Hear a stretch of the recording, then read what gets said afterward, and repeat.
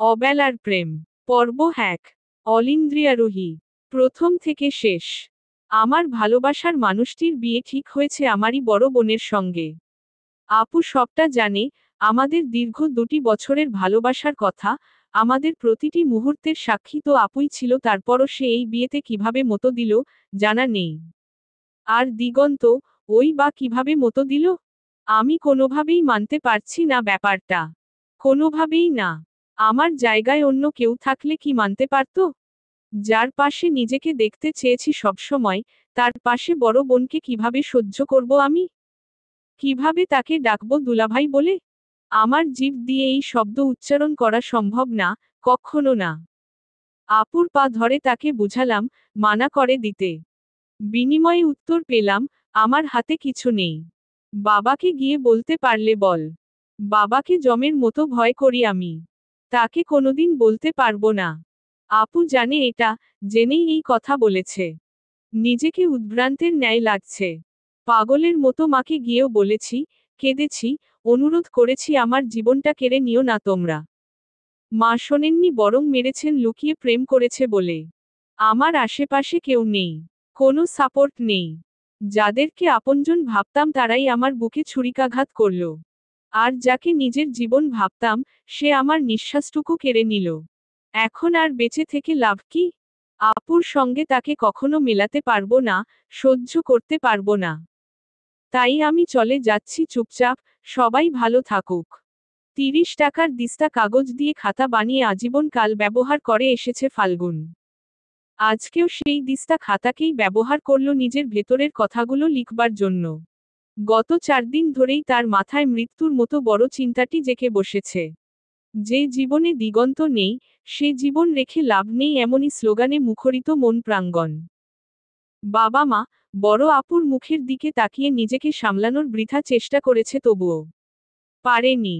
যারা পাশে থাকবার কথা ছিল, তারা নেই।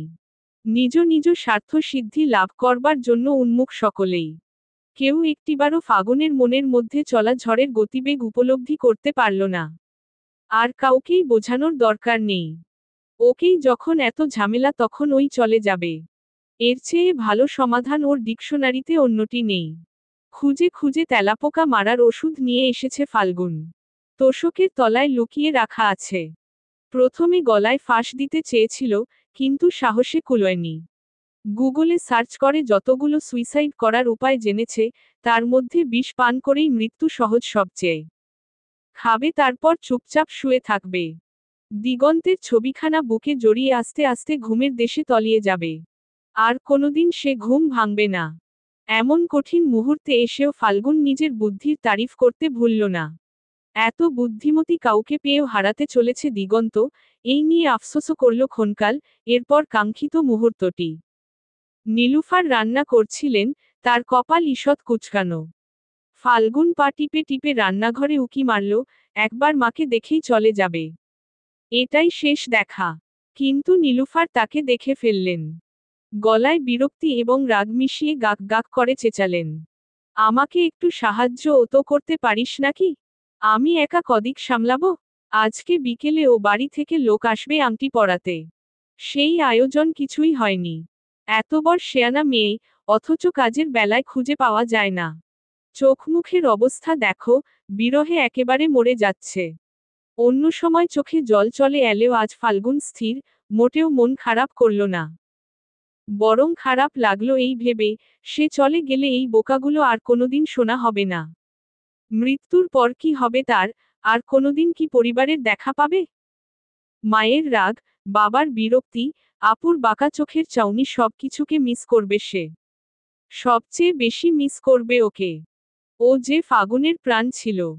ওর নিঃশ্বাসই যে ফাগুনকে আরেকটি সকাল দেখার জন্য উৎসাহী করে তুলত।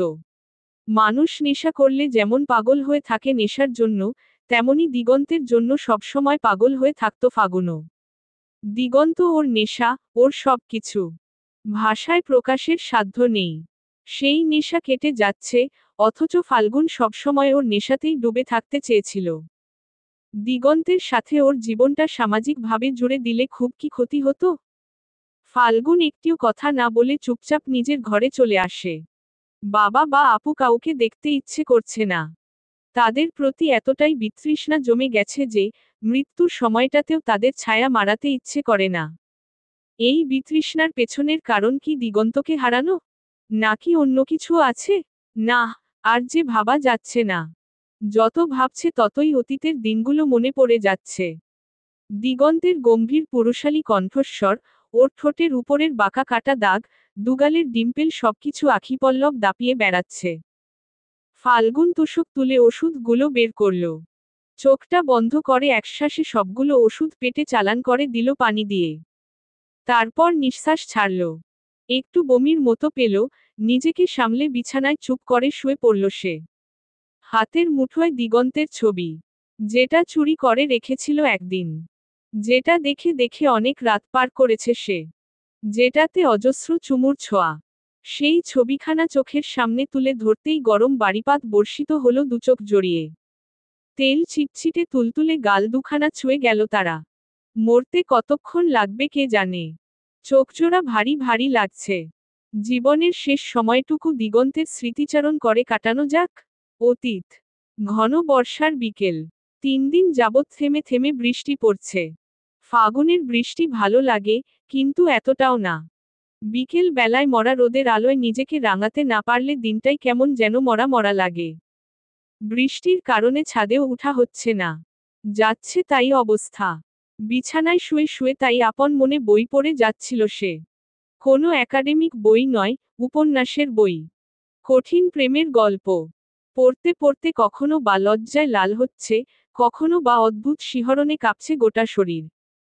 একটা জায়গা পড়ে জিভ কামড়ে ফাল্গুন ভাবল, এরকম কঠিন ভালোবাসা তার জীবনে এলে মন্দ হয় না। জীবনে বৈচিত্র্য থাকা চাই। নীলুফার ঝাড়ু হাতে ঘরে ঢুকলেন। মেয়েকে এলোমেলো ভাবে শুয়ে গল্পের বই পড়তে দেখেই চেঁচালেন, তুই আবার বই আনছিস? এসব কে দেয় তোকে? আজকে তোর বই। নীলুফার এগিয়ে আসতেই ধপ করে উঠে বসে ফাল্গুন। মা কেন যে এসব বই সহ্য করতে পারেন না, জানা নেই ফাগুনের। লুকিয়ে লুকিয়ে বান্ধবীর থেকে ধার করে এনে পড়ে, কলেজের লাইব্রেরি থেকে এনে পড়ে, মাঝে মাঝে টিফিনের টাকা জমিয়ে নিজে কিনে পড়ে। দরজাটা লাগাতে আজ ভুল হয়ে গেছে। ইস্সিরে। মায়ের চিৎকারের ঠেলায় ঘরে থাকা দায়। বই হাতেই ফাল্গুন ছাদে চলে এলো তাই। ছাদে পা রাখবে, অমনি ঝুপুত করে বৃষ্টির আগমন। কি ঘন বর্ষার জল, ঠান্ডা বাতাস, ফাগুনের মন খারাপ ভাব উড়িয়ে নিয়ে গেল। বইটা সিঁড়িঘরে রেখে নিজেকে নামিয়ে দিল খোলা আকাশের নিচে। দুহাত দুদিকে মেলে ধরে চরকির মতো ঘুরপাক খেতে লাগল সে। খেয়ালই করল না, একজোড়া জলজল করতে থাকা চোখ তাকে দেখছে। ক্ষণিকের নীরবতা। সিগারেট টানতে ছাদে এসেছিল দিগন্ত। 2 দিন আগেই ঢাকা থেকে বাড়ি ফিরেছে সে। পড়াশোনা শেষ করে বিসিএস এর জন্য প্রস্তুতি নিচ্ছে দিগন্ত। বয়সটা ভালোই, অথচ ওর কৃষ্ণ কালো চোখজোড়া যেন শিশুমনের ইঙ্গিত দেয়। সিগারেট খেতে খেতেই বৃষ্টি নামা দেখল সে। সেই সাথে আরও একজনের উপর চোখ নিবন্ধ হলো তার। পাশের বাসার ছাদের উপরে হুট করে নেমে আসা আসমানের পরি যেন। দুহাত দুদিকে মেলে যখন আকাশ পানে মুখ তার, দিগন্ত খুব করে তার চেহারাটা দেখার জন্য উকিঝুঁকি পেরেছে। অবশেষে যখন তাকালো, দ্রুত চোখজোড়া নামিয়ে নিল সে। অমন সুন্দর চাউনির দিকে বেশিক্ষণ তাকিয়ে থাকা যায় না। মাথা ঘোরায় যে। আসমানি পরীটাকে দেখতে গিয়ে নিজেও যে ভিজেছে এতক্ষণ, দিগন্তের খেয়ালই হয়নি।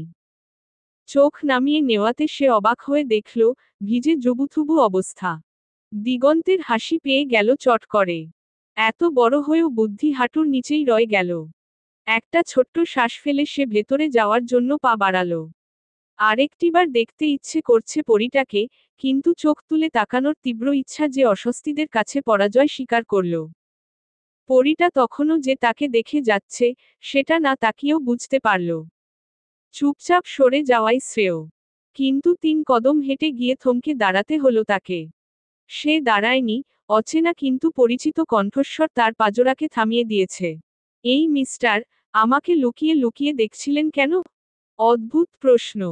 দিগন্ত তো খোলা আকাশের নিচে দাঁড়িয়ে, বৃষ্টিতে ভিজতে ভিজতে ওকে দেখেছে।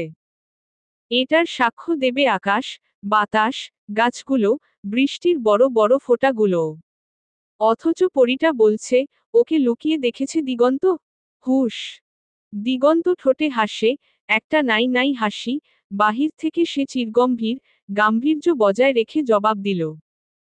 মিথ্যে বলবেন না ম্যাডাম, আমি মোটেও লুকিয়ে লুকিয়ে দেখিনি আপনাকে। ভড়কে গেল অপর পক্ষ। কেমন ড্যাব করে চেয়ে আছে দেখো। লজ্জা পেল দিগন্ত, দ্রুত চোখ সরিয়ে অন্যত্র তাকালো। বৃষ্টির বেগ কমে এসেছে একেবারেই। গুড়ি গুড়ি ফোঁটা পড়ছে এখন, আকাশ ঝকঝক করছে। আকাশের সমস্ত কালি ধুয়ে মুছে সাফ হয়ে গেছে। দূরে কোথাও বাজ পড়ার বিন্দুমাত্র চিহ্ন নেই। পরীটা খালি চুপ থেকে কি অমন দেখছে তার দিকে। দিগন্তের বুক দুরু দুরু, জীবনে প্রথম কোনো মেয়ের সামনে এতটা নার্ভাস লাগছে তার। ভারী অদ্ভুত, সবসময় আত্মবিশ্বাসী থাকা ছেলেটা হঠাৎ পরিবর্তন হয়ে গেল কেন? কোথায় চলে গেল সব আত্মবিশ্বাস? কে নিয়েছে কেড়ে? পরীটা?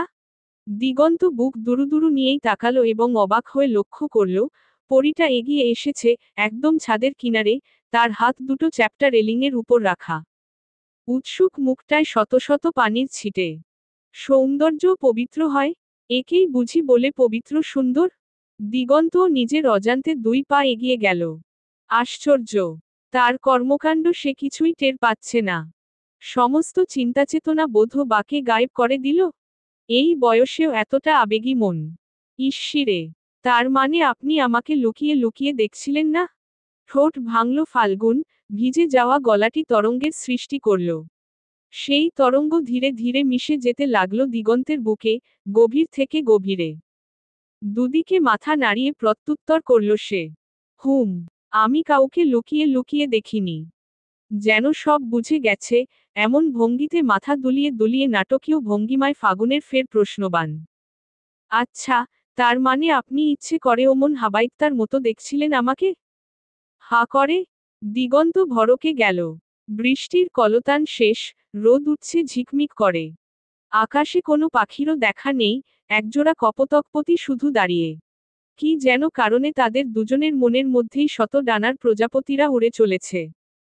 দিগন্তকে ভড়কাতে পেরে ফাগুনের আনন্দ হচ্ছে মন বাড়িতে। সে নিচু হয়ে ঠোঁট টিপে হাসি আটকানোর চেষ্টা করল, তবুও দিগন্তের চোখের কার্নিশে সেই হাসি ধরা পড়ে গেল খুব সহজেই। তার অন্তর নেচে উঠল। মেয়েটা তাহলে ইচ্ছে করে এমন বলছে? কোনো সত্যিকারের রাগ বা বিরক্তি নয়? সবটাই মেকি? আচ্ছা। দিগন্ত এক হাতের উপর আরেক হাত ভাঁজ করে রেখে নির্বিকার স্বরে জবাব দিল। হ্যাঁ, দেখছিলাম। হাবাইত্তার মতো হা করেই দেখছিলাম। এর আগে কখনো পরী দেখিনি তো, তাই। সস্তা ফ্ল্যাট, ফাগুনকে বিব্রত করে তুলল এবার। এ যেন শীতল স্নায়ুযুদ্ধ দুজনার, এ যেন না বলা ডিবেট দুজনকেই জিততে হবে। প্রতিপক্ষকে ঘায়েল করতে হবে কথার বানে দুজনেই মরিয়া হয়ে উঠেছে। ফাগুনের এরপরের বাক্যবান কি হতে পেরে তা জানার জন্য তীক্ষ্ণ নজর তাক করে রেখেছে দিগন্ত, মনের মধ্যে শত কথার মেলা। কোনোভাবেই এই মেয়েকে জিততে দেওয়া চলবে না। দিগন্তকে আশ্চর্য করে দিয়ে ফাল্গুন হেসে উঠল। খলখল ধ্বনিতে দিগন্তের আপাদমস্তকে শিরশিরানি অদ্ভুত, না হেই মেয়েকে কথার বানে নয়, ভালোবাসার বানে জর্জরিত করতে হবে। এই মেয়ে শুধু আসমানের পরীই না, দিগন্তের অন্তরতম প্রদেশের রানীও বটে। দিগন্তের শক্ত মুখ একটু একটু করে নরম হতে লাগল। ওদিকে হাসি না আটকেই ফাল্গুন বলল, আমি আসমানের পরী? বহুবার শুনেছি। নতুন কিছু বলুন, সস্তা মার্কা ফ্লার্ট করতে আসবেন না আমার সঙ্গে। মনক্ষুণ্ণ হল। দিগন্তের চেহারায় কি যেন একটা চট করেই উড়ে চলে গেল। একটু মলিন দেখালো বই কি, ফাল্গুন সেটা লক্ষ্য করেই চুপসে গেল। এভাবে বলাটা উচিত হয়নি। উনি কি কষ্ট পেলেন? কথার প্রসঙ্গ ঘুরাতে নাকি উনাকে কষ্টের হাত থেকে উদ্ধার করতে কে জানে কেন, চটজলদি প্রশ্নবাণ ছোড়া শুরু হলো। আপনাকে এর আগে তো দেখিনি। এই বাসায় নতুন? একটু স্বস্তি মিলল যেন, তবুও চেহারার সেই পূর্বের উজ্জ্বলতা ফিরে এলো না। নিজের পুরনো খোলসে ফিরে গেল আবার, গম্ভীর কণ্ঠটি নাড়িয়ে জবাব দিল। হুম, আমার ফ্যামিলি মাস দুয়েক আগেই উঠেছে। আমি দুদিন আগে এসে জয়েন করলাম। ইশ্বিরে! বুকে গিয়ে লাগলো কি? ফাল্গুন গোল চোখে তাকিয়ে। কি ঘন সেই গলার স্বর! কি মাদক মেশানো! ফাগুনকে অদ্ভুত ভাবে টানছে শুধু। এর আগে এরকম কখনো হয়নি। কাউকে একবার দেখাই তার প্রতি ভালো লাগা অসম্ভব। ফাল্গুন চট করে ঘুরে দাঁড়ালো। ওড়নাটা ঠিক করার বাহানায় বলল, বৃষ্টি তো শেষ হয়ে গেল, গরম লাগছে এখন। আমি নিচে চললাম। দাঁড়ালো না, পাশের বিল্ডিং এ একটি থমথমে মুখ রেখে সে দ্রুত পায়ে নিচে নেমে গেল। বুক চিরে বেরিয়ে আসা গাঢ় শ্বাসটাকে কোনোভাবেই আটকাতে পারল না দিগন্ত।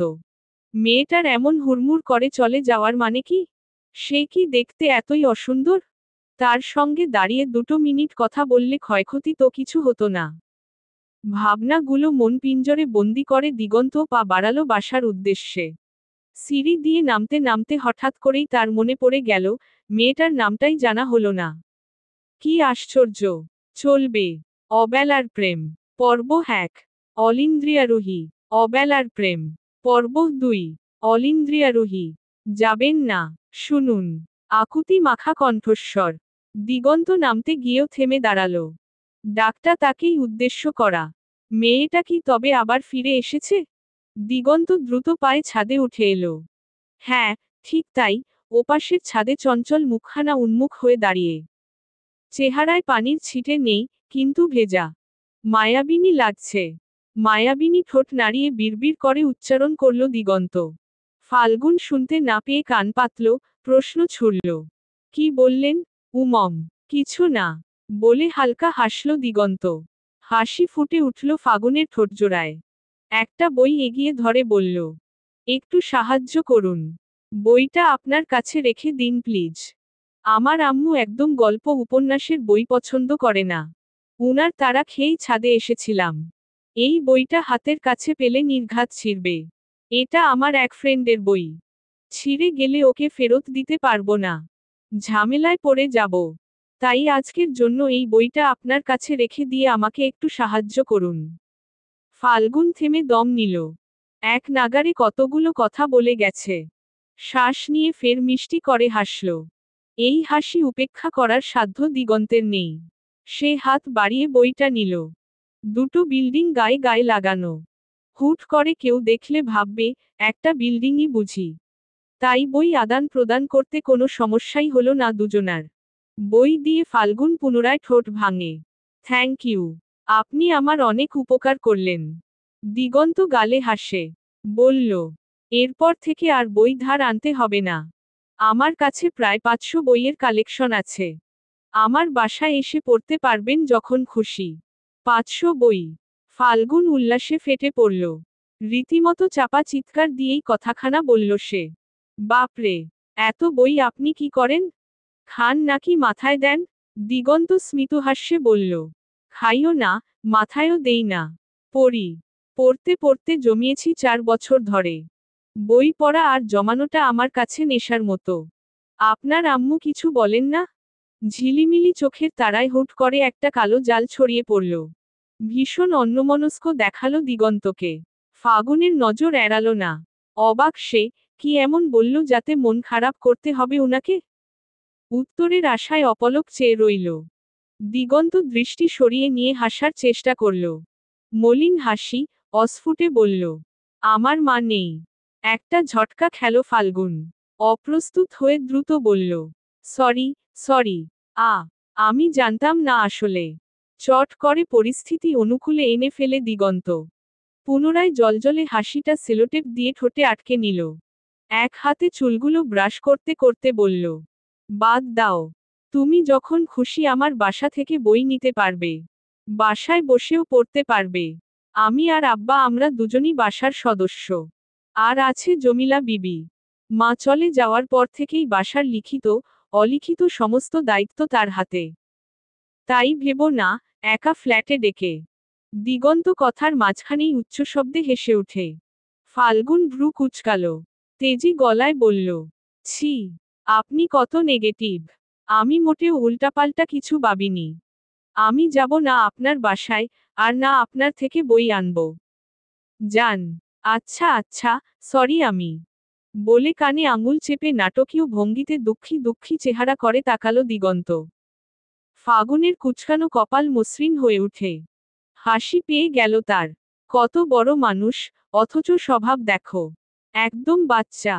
ফাল্গুন বলল, আমি আগামীকাল সকালে কলেজ যাওয়ার সময় আপনার থেকে বইটা নিব। আপনি একটু কষ্ট করে 8টার সময় বাসার গেটে দাঁড়াতে পারবেন? হুম, পারব। একদম 8টার সময়ই থাকব। চিন্তা করো না। ওকে। কথার প্রায় শেষের দিকে দিগন্তের হুট করে মাথায় এলো, সে আপনি থেকে তুমিতে নেমে গিয়েছে। ফাল্গুন কি উল্টোপাল্টা কিছু ভাবছে? বা মাইন্ড করেছে? উহু, করেনি। করলে দিগন্তের সাথে সুন্দরভাবে কথা নিশ্চয়ই বলতো না। ফাল্গুন কত ছোট। আচ্ছা, ফাগুনের বয়স কত হবে? 1617? উনার 27। যদি 17 হয় তাহলে পাক্কা 10 বছরের ছোট বড়। বাপরে, লম্বা ডিস্টেন্স। দিগন্তকে হাবাতের মতো তাকিয়ে থাকতে দেখে ফাল্গুন তুড়ি মেরে উঠল। ডেকে বলল, এই যে মিস্টার, কি ভাবছেন? সম্বিত ফিরে দিগন্ত তড়িঘড়ি করে জবাব দেয়, ভাবছি, তোমার নাম। কি নাম তোমার? সেটাই তো জানা হলো না। ও, আমার নাম ফাল্গুন। আর আপনার? ফাল্গুন, অস্ফুটে উচ্চারণ করে দিগন্ত। ফাল্গুন মাথা দুদিকে নাড়িয়ে বলল, হুম ফাল্গুন, কেন? না, এমনি। আমার নাম দিগন্ত। আজ থেকে আমরা ফ্রেন্ডস। বলে একটা হাত বাড়িয়ে ধরল দিগন্ত। উদ্দেশ্য হ্যান্ডশেক করা। ফাল্গুন মিটিমিটি চোখে চেয়ে রইল অবাক বিস্ময় নিয়ে। এত বড় বুড়ো ছেলে, সে কিনা পুচকে মেয়েটাকে বন্ধুত্বের অফার দিচ্ছে। কেন রে? তোর কি বন্ধুর এতই অভাব যে ফাগুনকেও বন্ধু বানাতে হবে? ফাগুনকে অন্য কিছু বানানো যায় না বুঝি? মনে মনে বলে চলা কথাগুলো ফাগুনের অন্তর কাঁপিয়ে তোলে। ছি, ছি, কতটা গভীর পর্যন্ত ভেবে ফেলেছে সে। এর আগে কখনো কাউকে দেখে এত কিছু ভাবনা মাথায় আসেনি তো। তাহলে আজ কেন? একে দেখেই কেন? তার ঘন গলার স্বর? নাকি মাদক ভরা চাউনি? নাকি টোল পড়া হাসি? কোনটা ফাগুনকে আকর্ষণ করছে? ফাল্গুন নিচের দিকে তাকিয়ে একটা হাত বাড়িয়ে ধরল। দিগন্তের হাত ধরল না। লজ্জা লাগছে। ফাগুনের মনের অবস্থা বুঝতে পেরে দিগন্তই হাত বাড়ালো আরো।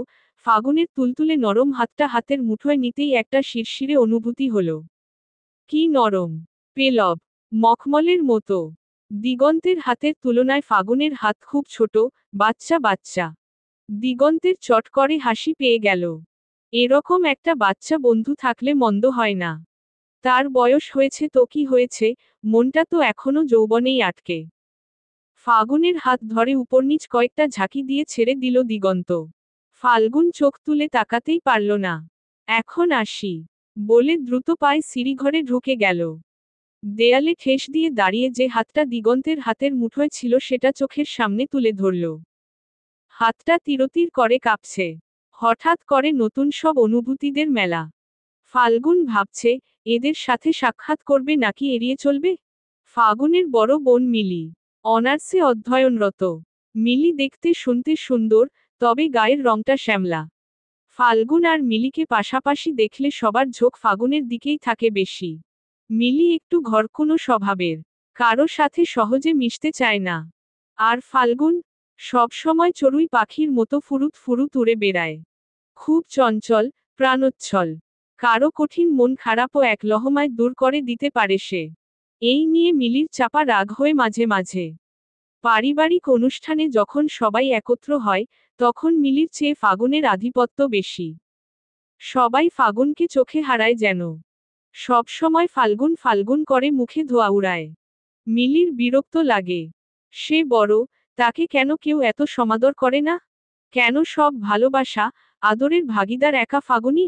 অবশ্য কাউকে কিছু বলে না মিলি। নিজের মনে চলা হিংসাত্মক তৎপরতাগুলো প্রকাশ পায় না।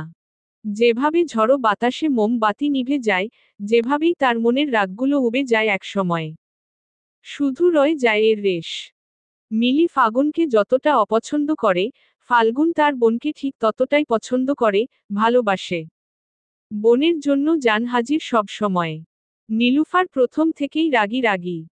তাই দুই মেয়ের কেউই তার ধারে কাছে ঘেঁষে না। মিলি যাও বা মেশে, ফাল্গুন তো কাছেই যায় না। মায়ের সবসময়কার বকবকানি আর গোজগোজ রাগ ফাগুনের ভালো লাগে না। তাই বাসার বন্ধু যেন মিলি। মিলির সাথেই যত আড্ডা গল্প, দুষ্টুমি ফাগুনের। এক্ষেত্রে মিলি নির্বিকার। কখনো ফাগুনকে বুঝতে দেয় না, ফাগুনের সৌন্দর্য তাকে ঈর্ষান্বিত করেছে কতবার। মিলির বাবা জাহিদ হোসেন। পারতপক্ষে তাকে শুধু মিলির বাবাই বলা চলে। মিলিকে তিনি যতটা ভালোবাসেন, ফাগুনকে তার কানাকড়িও বাসেন না। ছোটবেলা থেকেই ফাল্গুন বাবার অনাদরে বড় হয়েছে। পেটে ভাত, মাথার উপর ছাদ আর পড়াশোনার খরচ বহন করলেই বাবা হওয়া যায় না। তারই বাস্তব উদাহরণ জাহিদ হোসেন। তিনি ফাগুনের সমস্ত দায়িত্ব ঠিকঠাকভাবেই পালন করেন, তবুও বাবা মেয়ের মধ্যে আকাশ সমান দূরত্ব। কোনোদিন তাদের এক ডাইনিং টেবিলে বসে খেতে দেখা যায়নি। ফাল্গুন প্রায় সময় ওর নিজের ঘরেই লাঞ্চ ডিনার সেরে ফেলে। আপাতদৃষ্টিতে ফাগুনকে ভীষণ হাসিখুশি একটি মেয়ে দেখালেও তার দুঃখের গল্পগুলো শুধু স্নুপি জানে। স্নুপি ফাগুনের আদরের কুকুর। 6টি বছর ধরে ওকে পালে ও। ঘরে আটকে রেখে না, বাইরে ছেড়ে দিয়েই। স্নুপি প্রতিদিন 3 বেলা আসে, খায়, তারপর আবার চলে যায়।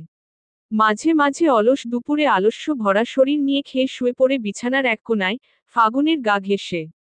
সেদিন ভাত ঘুম হয় না। স্নুপির সঙ্গে সুখ দুঃখের নানান গল্প করতে করতে সন্ধ্যের আগমন ঘটে। এবাড়ির সবার সঙ্গে পরিচয় তো ঘটল। এবার চলুন ওবাড়ির 3 জনের সঙ্গে পরিচয় করিয়ে দেই। দিগন্ত, পুরো নাম দিগন্ত আহসান। ওর বাবা হামিদ খান। কি অবাক হচ্ছেন এই ভেবে যে বাবার নামের শেষে খান, আর ছেলের নামের শেষে আহসান? অবাক হওয়ার মতোই বিষয়। এর পেছনেও আছে ছোট্ট একটা গল্প। দিগন্তের এই খান ট্যাগটি কেন যেন পছন্দ নয়। তার মতে তার নামের সাথে এটা যায় না, মেশে না। আজকাল নিজের নাম নিজেই রাখে কত শত মানুষ, ঠিক তেমনি ভাবে দিগন্তের নামের শেষে আহসান ট্যাগটিও জুড়ে দিয়েছে সে। 3 রুমের বড় ফ্ল্যাট জুড়ে এই দুজন মানুষেরই বসবাস। বাবা একটি রুমে থাকেন, দিগন্ত অন্য রুমে, বাকি যে রুমটা পড়ে আছে সেটায় বইপত্তর দিয়ে ঠাসা। জমিলা খালা প্রায়শই চিল্লাচিল্লি করেন। শত শত বই গুছিয়ে পরিষ্কার করে রাখা কি কম কষ্টের কথা? দিগন্তকে বারবার বলেন অপ্রয়োজনীয় বই বিক্রি করে দিতে। দিগন্ত কানে তোলে না। তার কাছে সবই প্রয়োজনীয় বই। ফাল্গুন আর বাবার মধ্যের সম্পর্ক যেমন খাপছাড়া, ছন্নছাড়া, দিগন্ত আর ওর বাবার মধ্যের সম্পর্ক ততটাই মধুর, বন্ধুসুলভ। বাবা ছেলের কলতানে ঘর মুখরিত থাকে সব সময়। এ যেন 2 বন্ধু যাদের বয়সটা শুধু উঁচুনিচু। মনের দিক দিয়ে দুজনেই একই, সমান। জমিলা খালা তো প্রায় প্রায় বলেন, আফায় গেছে ভালো হইছে। বাইচ্ছা থাকলে আফনেগো ফাগলামি দেইখা এমনই ইষ্টক খাইতো। খালার কথা শুনে বাবা ছেলে দুজনেই হা হা করে হেসে ওঠেন। জমিলা খালা যারপর নাই বিরক্ত হয়ে রান্নাঘরে চলে যান। রাত গাঢ় হচ্ছে ধীরে ধীরে।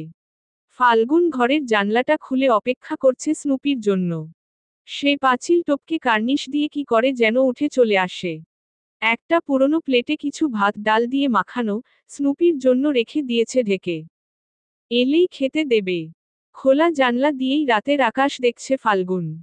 মাঝে মাঝে হয় না, কোনো কারণ ছাড়াই মনটা বিষণ্ণতায় ডুবে যায়। ফাগুনের মনটাও আজ আধারে ঢাকা। কোনো কারণ নেই তবুও কান্না পাচ্ছে। অদ্ভুত কাণ্ড। ফাল্গুন নিজেই নিজের মুড সুইং দেখে অবাক হয় মাঝে মাঝে। একটা মানুষ সেকেন্ডে সেকেন্ডে এত পরিবর্তন হতে পারে কি করে? হুউফ শব্দ হলো, যার অর্থ, সরে দাঁড়াও। আমাকে ভেতরে আসতে দাও। ফাল্গুন মুচকি হেসে সরে দাঁড়াতেই মোটাসোটা বাদামি শরীরখানা নিয়ে জাম্প করে ভেতরে ঢুকল স্নুপি। সে জানে কোথায় তার খাবার রাখা হয়। সেখানে গিয়ে মুখ দিয়ে ঠেলে ঢাকনা সরিয়ে খেতে লাগলো আপন মনে। ফাল্গুন ধীর পায়ে কাছে এসে এক হাঁটু উঁচু করে বসল। স্নুপির নরম পশমি শরীর খানায় আদুরে হাত বুলিয়ে দিল। প্রশ্ন করল, আজকে খিদে বেশি লেগেছে বুঝি? হুউফ খাওয়ার মাঝেই মাথা ঝাঁকিয়ে প্রত্যুত্তর করে স্নুপি। ফাল্গুন খিলখিল করে চাপা স্বরে হেসে উঠল। জোরে হাসলে পাশের ঘর থেকে বাবা শুনতে পেয়ে চিৎকার শুরু করবে। দিনের বেলা বাবা থাকে না বলে যেমন খুশি তেমন উড়া গেলেও রাতের বেলা নিজেকে খোলসে ঢুকিয়ে নেয় সে। বাবার রাগ হয় এমন কাজ ভুলেও করে না ফাল্গুন। তবুও বাবার সামনে পড়ে গেলে অহেতুক চিৎকার করে বলবে, সারাদিন শুধু ঘোরাঘুরি, পড়াশোনা নেই। ফাল্গুন বোঝে না, কেন বাবা মিলি আপাকে এত আদর করেন আর তাকে বকেন সারাক্ষণ। মিলির আপার চেয়েও সে সুন্দর, কিন্তু পড়াশোনায় মিলি আপার মতো অতটা ভালো না, এটাই কি তবে বাবার অনাদর পাওয়ার একমাত্র কারণ? ছোট্ট একটা নিঃশ্বাস ছেড়ে ভাবনার লাগাম টেনে ধরে সে। বিছানায় গিয়ে গুটিসুটি পাকিয়ে শুয়ে পড়ল। ক্ষণিক পর গায়ের সঙ্গে আরও একটি শরীর মিশে যেতে দেখে বুঝল স্নুপি আজ কোথাও যাবে না। রাতটা ওর সাথেই কাটাবে। ফাগুনের আনন্দ হয়। গল্প করার সাথী পাওয়া গেছে। মিলি আপা আলাদা ঘরে থাকেন। মাঝরাত অবধি পড়ে, বেলা করে ঘুম থেকে উঠেন। বাবা কত প্রশংসা করে। ফাল্গুন ওর ঘরে শুলে নাকি তার পড়া হয় না। তাই স্টোর রুম জাতীয় ছোট্ট এই রুমটা ফাগুনের ভাগ্যে পড়েছে। ফাগুনের অবশ্য তাতে মন খারাপ নেই। থাকার জন্য একটা আলাদা ঘর পাওয়া গেছে, এই তো বড্ড বেশি। হ্যাঁ রে স্নুপি, তুই রোজ ওই শুটকিটার সাথে কি করিস? আমি কিন্তু ছাদ থেকে সবই দেখি। কপট রাগ নিয়ে প্রশ্নখানা ছুড়তেই বিশ্বস্ত প্রাণীটা মুখ গুজে দেয় ফাগুনের কোলের ভেতর। যেন লজ্জা পেয়েছে, মাফ চাচ্ছে। ফাল্গুন ঠোঁটে হাসে। স্নুপির পেটের উপর হাত বুলোতে বুলোতে বলল, আজকে নতুন একজনের সাথে পরিচয় হয়েছে জানিস। উনার নাম দিগন্ত। পাশের বাড়িতেই থাকে। আমার চেয়ে অনেক বড়, লম্বা। গায়ের রংটা তামাটে কিন্তু উনার চোখ দুটো ভীষণ সুন্দর। আর গলার স্বর, উফ, এত ঘন কণ্ঠস্বর আমি এর আগে শুনিনি রে স্নুপি। উনার সাথে কথা হওয়ার পর থেকেই আমার পেটের ভেতর বুদবুদ করে রে কি যেন। খালি মনে হয়, উনি আমার আশেপাশেই আছেন, দেখছেন। এমন কেন হয় রে স্নুপি? তুই জানিস কিছু? স্নুপি জবাব দেয় না। হউফ জাতীয় কিছু উচ্চারণ ও করে না। হয়তো ও জানে না এইরকম হওয়ার কারণ কি। ফাল্গুন একা একাই বকে যায়। ঘড়ির কাঁটা কখন যে 11টা ছাড়ায়, টের পাওয়া যায় না। একসময় স্নুপির গভীর শ্বাস পড়ে। ও ঘুমিয়ে গেছে বুঝতে পেরে ফাগুনও ঘুমিয়ে পড়ে আলতো হাতে ওকে জড়িয়ে। সকাল 7:30। ফাল্গুন দাঁড়িয়ে আছে দিগন্তদের বাসার সামনে। মেইন গেটে। 8টার সময় আসতে বলেছিল উনাকে, অথচ নিজেই আগে আগে এসে দাঁড়িয়ে আছে। উনি নিশ্চয়ই 8টার সময়ই আসবে। এই আধ ঘন্টা এভাবে দাঁড়িয়ে থাকবে তাহলে? ভোরে উঠে নিজের জন্য টিফিন তৈরি করে বেরিয়ে পড়তে খুব একটা সময় লাগেনি। যদি বুঝতো, এখন 7:30 বাজে তাহলে আরও আধ ঘন্টা পরই বের হতো। এখন তো ফিরেও যাওয়া যাবে না। মা সন্দেহ করবে। আবার এখানে দাঁড়িয়েও থাকা যাচ্ছে না। বাবা 8:30টার দিকে অফিস যান। কোনো কারণে আজ যদি আগেভাগে বের হয়ে দেখেন ফাল্গুন দাঁড়িয়ে আছে কলেজ না গিয়ে তবে খুন করেও ফেলতে পারেন। বাবাকে জমের মতো ভয় করে সে। দাঁত দিয়ে নখ খুঁটতে খুঁটতে উপায়ন্তর না পেয়ে দরজার ভেতরে ঢুকে পড়ে ফাল্গুন। অনেকক্ষণ যাবৎ ভেতর থেকে দারোয়ান ব্যাটা ওকেই ফলো করছিল। এবার ঢুকতে দেখে তিনি হুড়মুড়িয়ে এগিয়ে আসেন। সন্দেহ নিয়ে তাকান, কপাল কুঁচকে জানতে চাইলেন, কারে চান? ইয়ে, মানে। গলার স্বর বুঝে আসে ফাগুনের। এখানে দাঁড়িয়ে কিছুক্ষণ অপেক্ষা করা গেলে ভালো হতো। কিন্তু দারোয়ানের হাবভাব দেখে বোঝা যাচ্ছে সে কিছুতেই দাঁড়াতে দেবে না বেশিক্ষণ। ফাল্গুন বলল, দিগন্ত ভাইয়াকে। কত নাম্বার ফ্ল্যাটে থাকেন তা তো জানি না। উনার কাছে আমার একটা বই আছে। সেটা নিতেই। সন্দেহ দূর হলো না দারোয়ানের চোখ থেকে। তিনি বললেন, যান, বাইরে গিয়া দাঁড়ান। আমি খবর দিতাছি। অপমানিত বোধ করে ফাল্গুন। কথা বাড়ালো না। চুপচাপ বাইরে গিয়ে দাঁড়ালো। হাতঘড়িটায় বারবার তাকাতে তাকাতেই দিগন্ত চলে এলো। একেবারে ঘুম জড়ানো চোখ, শর্টস পরা, উঠেই একটা গেঞ্জি গায়ে গলিয়ে দৌড়ে এসেছে।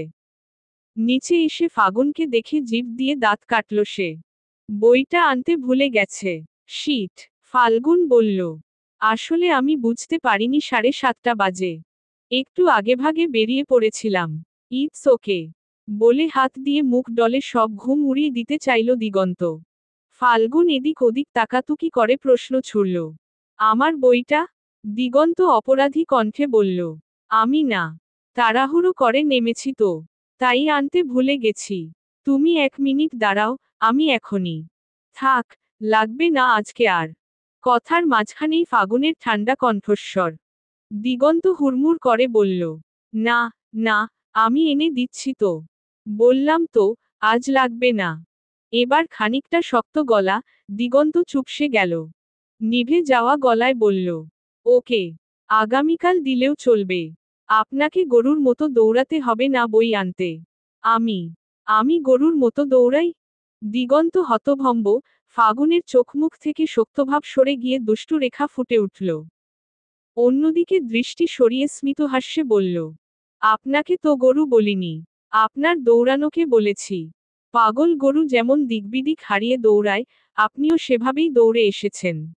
সেকেন্ডের বিরতি, তারপর দিগন্তের চোখজোড়া নিজের দৃষ্টিতে মিলিয়ে নিয়ে শুধালো, আমি এত স্পেশাল কেউ না যে আমার জন্য এভাবে দৌড়ে আসতে হবে। আরও 5 মিনিট অপেক্ষা করাই যেত। কি যেত না? দিগন্তের মুখে কথা নেই। সে স্তব্ধ, এই পুচকে মেয়েটি কথার জালে ফেলে তাকে স্তম্ভিত করে দিয়েছে। ফাল্গুন মিটিমিটি হাসছে। তার ঝিলমিল করতে থাকা চোখ দুটি দিগন্তকে অন্যরকম আনন্দ দিল। মনে হলো, এই চোখজোড়ার সৃষ্টিই হয়েছে হাসি খুশি থাকার জন্য। এই চোখজোড়াতে কখনো বর্ষা নামতে পারবে না। দিগন্ত নামতে দেবে না। উহুম, উহুম, গলা খাকারি ফাগুনের। দিগন্ত সম্বিত ফিরে পায়।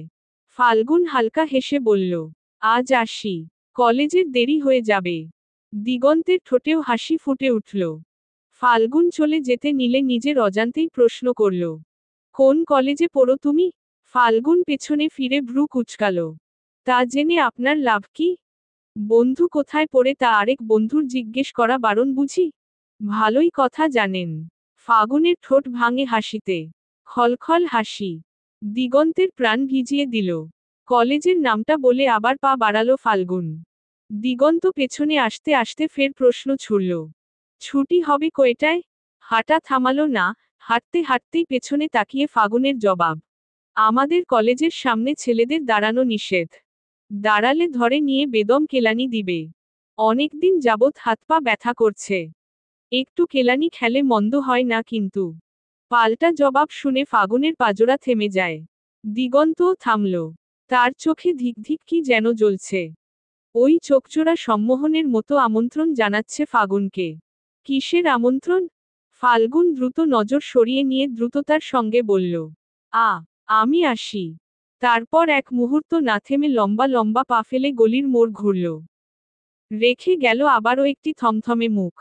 মেয়েটা বারেবার এরকম পালিয়ে যায় কেন দিগন্তের থেকে? দিগন্ত বুকের বাপাশে হাত বুলায়। বিড়বিড় করে বলল, আজ যেতে দিচ্ছি, একদিন দেব না। অবেলার প্রেম। পর্ব 3। অলিন্দ্রিয়া রুহি। ভেজা তুলোর মতো পেলব মেঘেদের দল যাত্রা করেছে দক্ষিণে। ফাগুনের কলেজ ছুটি হয়েছে। দুহাতে ব্যাগ ধরে উঁচু ঝুঁটিটা এদিক সেদিকে নাড়িয়ে ফড়িং এর মতো লাফিয়ে লাফিয়ে এগিয়ে আসছে সে। তার মন জানে, দিগন্তের সাথে আবারও দেখা হবে। বাড়ির সামনে নিশ্চয়ই দাঁড়িয়ে আছে। কিন্তু দিগন্তের বাড়ির সামনে কারো দেখাই পাওয়া গেল না। চেহারার ঝিলিমিলিটা মুহূর্তেই উবে গেল। দিগন্ত কোথায়? পরক্ষণেই উত্তর এলো ভেতর বাড়ি থেকে। সে কি তোমায় বলেছে যে তোমার জন্য অপেক্ষা করে থাকবে? নাকি সে তোমার কিছু হয়? এত কেন ভাবো সবসময়? কিন্তু আরেক মন মানতে নারাজ। অল্প কিছু ঘন্টা পরিচয়ের অথচ কি তীব্র টান। ভালো করে চেনে না জানে না, অথচ তার সাথে মন বাঁধতেই উচাটন ভেতরটা। কি অদ্ভুত প্রেমের সংজ্ঞা। গুমট মুখটা নিয়ে ক্ষণকাল তাকিতুকি পেরেও কোথাও দিগন্তের দেখা পাওয়া গেল না। অগত্যা একমুঠো মন খারাপ নিয়ে বাড়ির দিকে এগোল। ছাদের রেলিং ঘেঁষে নিচু হয়ে থাকা দেহটা এবার উকি দিল পূর্ণরূপে। ফাল্গুন তাদের বাড়িতে ঢুকে গেছে। দেহটার চেহারা উজ্জ্বল, ঠোঁটে জ্যান্ত হাসি। প্রথম দেখায় যাকে ভালো লেগে গেছে, সেও যে তাকে পছন্দ করে এটা মোটামুটি না পুরোটাই নিশ্চিত দিগন্ত। তবে আর দেরি কেন? মনের কথাটা বলে বন্ধুত্ব আগানো যায় না? এই বন্ধুত্ব গড়াতে গড়াতে কোথায় গিয়ে থামে সেটাই দেখার বিষয়। বিজয়ী ভঙ্গিতে ঘরের দিকে পা বাড়ালো সে। আজকে ফাগুনের সামনে নিজেকে ধরা না দিয়ে ফাগুনের অনুভূতির সাক্ষাৎ পাওয়া গেল, এই জন্য ভীষণ আনন্দিত সে। কলেজ ব্যাগটা টেবিলের উপর রেখে নিজের বিছানায় হাতপা ছড়িয়ে শুয়ে পড়ল ফাল্গুন। ক্লান্ত সে। মুখটা ঘামে ভেজা। ঘটর ঘটর ফ্যান চলছে। অথচ গরমের কমতি নেই। পাল্লা দিয়ে বেড়ে চলা গ্রিন হাউস গ্যাসের সাথে এই সামান্য ফ্যান আর কতই বা পারবে লড়তে? বড় আপার ঘরে এসি আছে অবশ্য। ফাল্গুন নাকি ভার্সিটিতে উঠলে তার ঘরেই লাগিয়ে দিবে বাণীতে বাবা। কিন্তু ফাল্গুন জানে এসির হিমশীতল হাওয়ায় ঘুমানোর কপাল তার কোনোকালেই হবে না। ওই বলা পর্যন্তই শেষ। আপাকে যে কেন এত ভালোবাসেন বাবা। একটা পরিচিত মুখ উকি দিল। গম্ভীর কণ্ঠটি নাড়িয়ে বলল, আমার ঘরে আয় একটু। ফাল্গুন তড়িৎ উঠে বসল। মিলি আপা কথাটা ছুড়ে দিয়েই চলে গেছে। একটা ছোট্ট নিঃশ্বাস ফেলে ক্লান্ত শরীরটাকে টেনেটুনে মিলির আপার ঘরে নিয়ে গেল ফাল্গুন। এসি চলছে। আরাম লাগছে খুব। বিছানার উপর বসতেই চোখজোড়া ঘুমে বুজে আসতে চাইল ফাগুনের। মিলি আপা পড়ার টেবিলে বসা। তার চোখের সামনে ল্যাপটপের স্ক্রিন। টকটক করে কিছু একটা টাইপ করছে। ফাল্গুন এই সুযোগে একটু শুয়ে নিল। কিন্তু কেন ডাকল মিলি আপা, কি কারণ, কি বলবে একবারও সেসব নিয়ে প্রশ্ন করার কথা মাথায় এলো না তার। ক্ষণকাল কাটে। নিজের কাজ শেষ করে বিছানায় এলোমেলো শুয়ে থাকা ফাগুনের দিকে তাকালো মিলি। ফাগুনের চোখজোড়া বন্ধ, ঘন শ্বাস পড়ছে। ফাল্গুন কি ঘুমিয়ে পড়ল? বিরক্ত হয় মিলি। ভ্রু কুচকে চোখের চশমাটা ঠিক করে হেরে গলায় ডাকল, ফাল্গুন। এই ফাল্গুন। ফাগুনের হঠাৎ আসা ঘুমটা হঠাৎ করেই চলে গেল। ধরমড়িয়ে উঠে বসল সে। এক হাতে চোখ ডলতে ডলতে জবাব দিল, বলো আপা। আমি তোকে ঘুমানোর জন্য ডাকি নাই এখানে। চিবিয়ে চিবিয়ে বলল মিলি, সে যারপর নাই বিরক্ত। খানিকটা রাগও। কিন্তু কেন? ফাগুনের ঘুম ঘুম ভাবটা এবার কেটে গেল পুরোপুরিভাবে। সে স্পষ্ট চেয়ে নিচু গলায় বলল, সরি আপা। কলেজ করে আমি টায়ার্ড আসলে। বাদ দে। রাগ চাপিয়ে গম্ভীর কণ্ঠটি নাড়ল মিলি। ফাল্গুন প্রসঙ্গ পাল্টে বলল, আচ্ছা, কেন ডাকলে? কিছু বলবে? হুম। চট করে সোজা হয়ে বসল মিলি। তীক্ষ্ণ চোখে ফাগুনের দিকে দৃষ্টি নিক্ষেপ করে প্রশ্ন ছুড়ল, পাশের বাসার ওই ছেলেটার সাথে কি সম্পর্ক তোর? মা। র। অবাক ফাল্গুন। দিগন্তের কথা আপা কিভাবে জানল? সর্বনাশ, আব্বু আম্মু জানতে পারলে রক্ষে নেই। তড়িঘড়ি করে ফাগুনের উত্তর, কোনো সম্পর্ক নেই আপা। কার কথা বলছো তুমি? দিগন্ত ভাই। ও, ওর নাম তাহলে দিগন্ত। অস্ফুট বাক্যবান, কিন্তু ফাগুনের কানে গেল। সে নত মুখে বলল, হুম। উনার সাথে আমার কোনো সম্পর্ক নাই। চটকা ভাঙে মিলির। কি যেন ভাবছিল সে। তাহলে এত হেসে হেসে কথা বলছিলি কেন সকাল বেলায়? আর সে তোর পিছু পিছু যাচ্ছিল কেন? ঘটনা কি ফাল্গুন? তুই কি চাস আব্বু আম্মু জানুক এসব? জানতে পারলে কি হবে তার আইডিয়া দেব আমি? না আপা প্লিজ। বিশ্বাস করো, উনার সাথে আমার কোনো সম্পর্ক নাই। উনার কাছে একটা বই পাই আমি। ওটা নিতেই সকালে কথা বলছিলাম। আর উনি এমনিতেই ফাজলামো করছিল আমার সাথে। এইটুকুই। একটু থেমে ভারাক্রান্ত মন নিয়ে নিজেকে নির্দোষ প্রমাণের জন্য ফের বলল ফাল্গুন। আর উনি কতবড় আমার চেয়ে? উনার সাথে আমার যায় বলো? একদম যায় না। গুড। ভেরি গুড বোঝার জন্য এটা। তোর সাথে উনার একদমই যায় না, যায় না, যায় না। খালি সৌন্দর্য আছে বলেই যাকে তাকে নিজের আশিক ভাবিস না খবরদার। আজকে বারান্দা থেকে আমি না দেখে আব্বু বা আম্মুও কিন্তু দেখতে পারত। I am sorry. বলে মুখটা যত সম্ভব নিচু করে নিল। মিলি ঠোঁটে হাসে, একটা নাই নাই হাসি। ল্যাপটপে আঙুল বুলাতে বুলাতে বলল, তুই আমার ছোট বোন। তোর ভালো চাই সব সময়। মনোযোগ দিয়ে পড়াশোনা কর। আদার কিছুতে জড়িতে যাস না। আচ্ছা। গুমোট কণ্ঠস্বর, মনটা বিষিয়ে যাচ্ছে। ফাল্গুন উঠে দাঁড়ালো। আমি আসি আপা। আয়। অনুমতি পেয়ে দ্রুত ঘর ছাড়ে ফাল্গুন। ও চলে যেতেই মিলির ঠোঁটজোড়া হাসিতে ভরে উঠল। ফেসবুকে ঢুকে দ্রুত দিগন্ত নাম দিয়ে সার্চ করল। অনেকগুলো আইডি, কোনটা দিগন্তের কে জানে। গেল গেল গেল, আমার সব কাপড় ভিজে গেল। বলি আমি কি এই ঘরের চাকরানি? আমার একার উপর দায়িত্ব সব কাজের? একটু শুয়েছি, কারো কোনো খেয়াল নেই আমার উপর। নীলুফার বিছানায় শুয়ে শুয়েই চেঁচাচ্ছেন। ভাত ঘুম ছুটে গেল তাতেই ফাগুনের। উঠে চোখ মেলতে দেরি, দৌড় দিতে দেরি হয়নি। আর কয়েক সেকেন্ড দেরি হলেই মা এসে গায়ের উপর বসিয়ে দিতেন। তার সাথে কেন এত অবিচার? মিলি আপাও তো ঘুমিয়ে। কই তাকে তো কেউ বিরক্ত করে না। সব সময় সবকিছুর দোষ, বকা সব কেন ফাগুনের জন্যই তোলা? ঝুমঝুমিয়ে বৃষ্টি নামছে। ছাদে গিয়ে বৃষ্টির অবস্থা দেখে হতাশ ফাল্গুন। হাল ছেড়ে দিয়েছে জামা কাপড়ের। ইতিমধ্যে সবই ভিজে গেছে। তাই দৌড়াদৌড়ি করে তোলার দরকার নেই। ধীরে সুস্থে ঠান্ডা মাথায় বৃষ্টিতে কাবু হয়ে একে একে জামাগুলো তুলছিল আর একটা ছোট বালতিতে রাখছিল। এগুলো ভেজার জন্যও মা তাকে দুষবে। তারপর বলবে শাস্তি হিসেবে সব ধুয়ে শুকিয়ে আনতে। ফাল্গুন জানে তার মন এতটাই খারাপ যে সামনের বিল্ডিং এ দেয়াল ঘেঁষে দাঁড়ানো কৃষ্ণ চোখের অধিকারীকে চোখেই পড়ল না। দিগন্ত কয়েক সেকেন্ড অপলক দেখে গেল ফাগুনকে। ফাগুনের ঠোঁটে হাসি নেই, বৃষ্টিতে ভেজার আকুলতা নেই। দিগন্ত এগিয়ে এলো। নিজেও বৃষ্টিতে ভিজে রেলিং এর কাছে গেল। তার ঘন গলার স্বরটি নাড়িয়ে বলল, আজ পরীর মন খারাপ কেন? আচানক কথায় চমকে উঠল ফাল্গুন। হাত থেকে বালতি ছিটে পড়ল। কিছু কাপড় জমিনে পড়ল। বিরক্তিতে কপাল কুঁচকে আসে তার। দিগন্তের দিকে তাকিয়ে ধমক লাগালো মুহূর্তেই। আপনার কোনো কাণ্ডজ্ঞান নেই? এভাবে ভয় দেখায় কেউ? ধুরো। বলতে বলতে নিচ থেকে বালিতে পানিতে জোড়াজোড়ি কাপড়গুলো তুলে আবার বালতিতে ভরতে লাগল। আজকে পিঠে তাল পড়ে কিনা মায়ের, কে জানে। ধমক খেয়ে কোনো হেলদোল নেই দিগন্তের। সেই নির্নিমেষ চেয়ে ঠোঁটে হালকা হাসি ফুটিয়ে বলল, আজ কেমন গৃহিণী গৃহিণী লাগছে তোমাকে ফাল্গুন। কেমন বউ বউ। হাত থমকে গেল। কিছু একটা কান দিয়ে ঢুকে হৃৎপিণ্ডে গিয়ে আঘাত করল। অদ্ভুত চাউনি নিয়ে ফাল্গুন তাকালো দিগন্তের দিকে। দিগন্ত উচ্চ শব্দে হেসে উঠল। ইস্সিরে। লজ্জায় দেখি লাল হয়ে গেছো এইটুকুতেই। আরও যা যা বলার বাকি তা শুনে কি করবে তুমি? ফাল্গুন চোখ সরিয়ে নতমুখে কপট ধমকের মতো করে বলল, যান। আপনি অনেক পচাতো। নিজের মানুষের কাছে ভালো কি খারাপ কি? আমি আপনার নিজের মানুষ? যদি বলি মজা করলাম। উজ্জ্বল মুখটা ফাটা বেলুনের ন্যায় চুপসে গেল। কপালে ভাঁজ ফেলে রাগ মুখ করে বলল ফাল্গুন, তাহলে আমিও মজা করেছি। আপনিও আমার কেউ না, যান। তাই?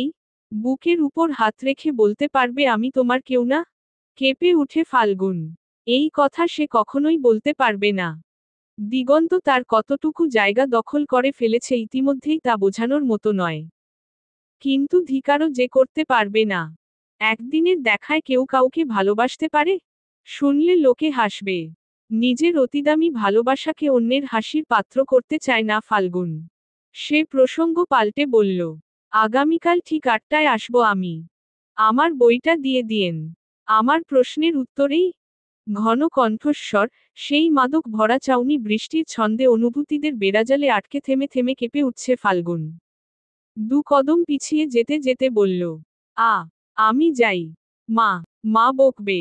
তারপর পেছনে ঘুরে এক দৌড়ে সোজা বাসায়। দিগন্ত হেসে উঠল। ভারী মজা পাচ্ছে সে। মেয়েটা অদ্ভুত।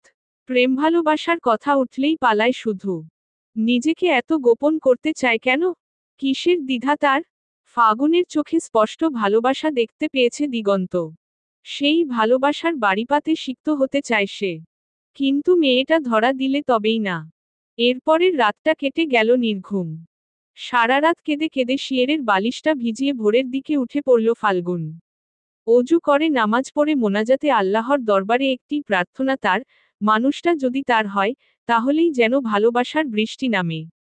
নইলে অবেলার এই প্রেম অবেলাই হারিয়ে যাক। যাকে পাবে না তার জন্য ভালোবাসা না আসুক। ভালোবাসা একা আসে না, দুঃখ কষ্ট নিয়ে আসে। অত দুঃখ কষ্ট সইবার মতো প্রাণ ফাগুনের নেই।